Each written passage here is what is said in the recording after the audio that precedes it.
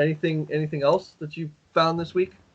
Well, I mean, we could do the best segment on the show, the obscure wrestling find, if you're up for it. Ooh, did you find something for us, Matt? I always.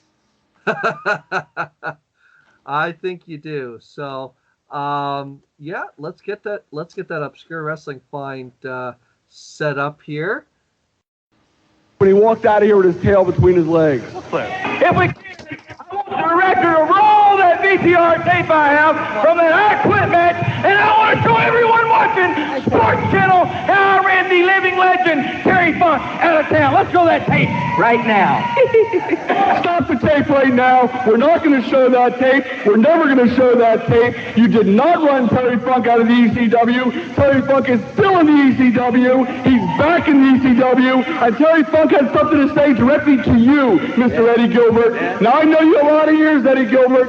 Terry Funk knows you too many. Let's hear what Terry Funk had to say right now. I'm not still. Thank you. I'm glad. I'm out here to do that.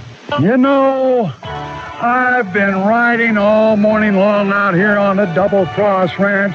I rode 10 miles in every direction, and I have been looking for Eddie Gilbert.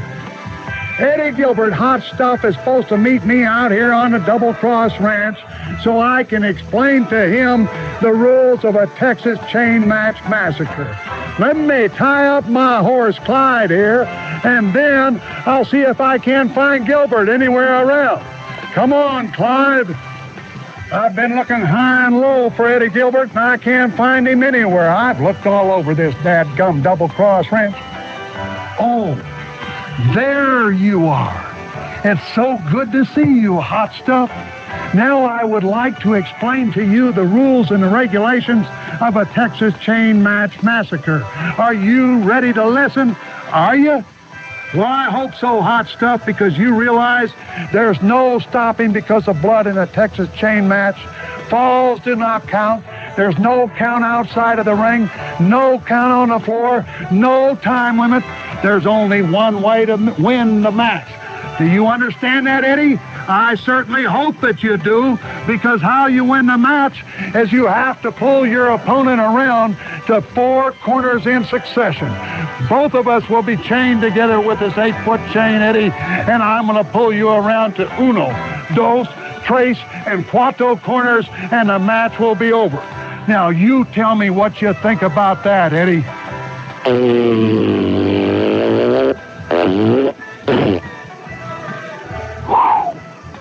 Your voice has changed, but your breath is still the same. Oh, my goodness. Hot stuff.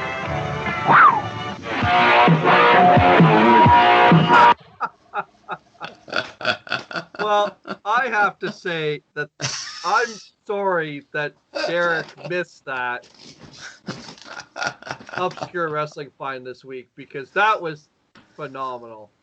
Like, honest to God, I don't think Terry Funk's description of Eddie Gilbert as being, you know, a horse's ass, you know, was anything short of great. Like, honestly, you know, that was great.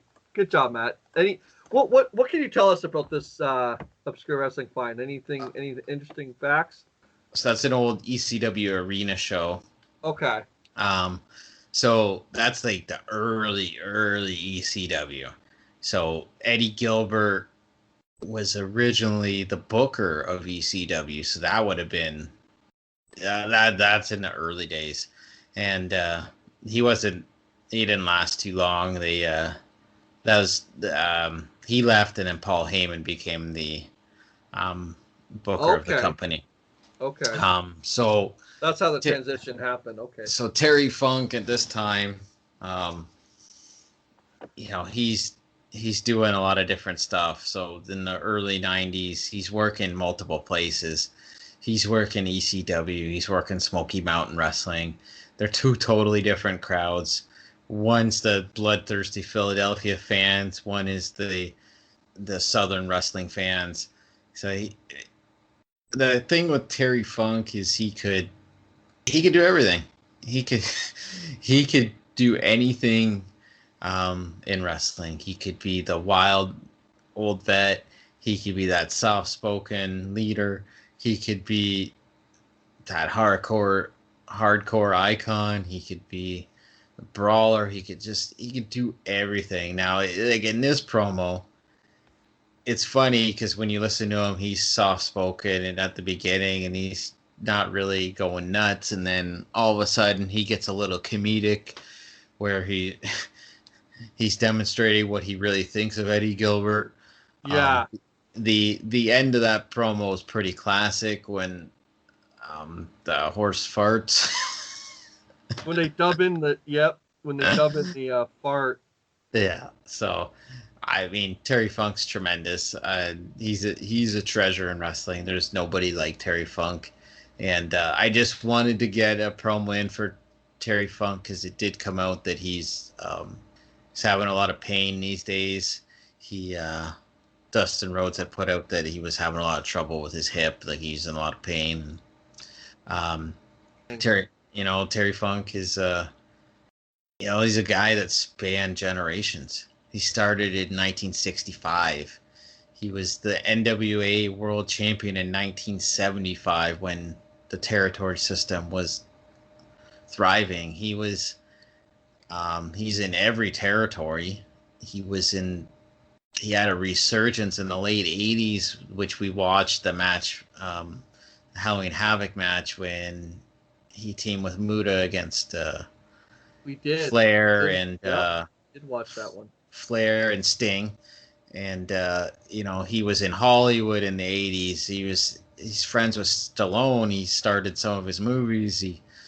And then he got to the 90s, and this is again, he's working multiple places, and then he reinvents himself again in ECW as that hardcore icon in the WWF with Cactus Jack, and he's retired 100 times. He's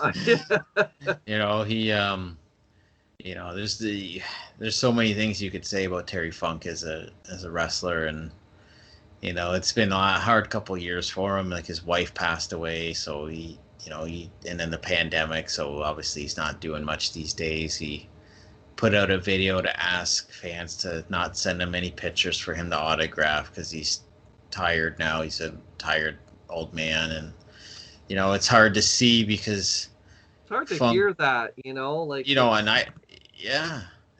it's he was like the invincible tough guy, like.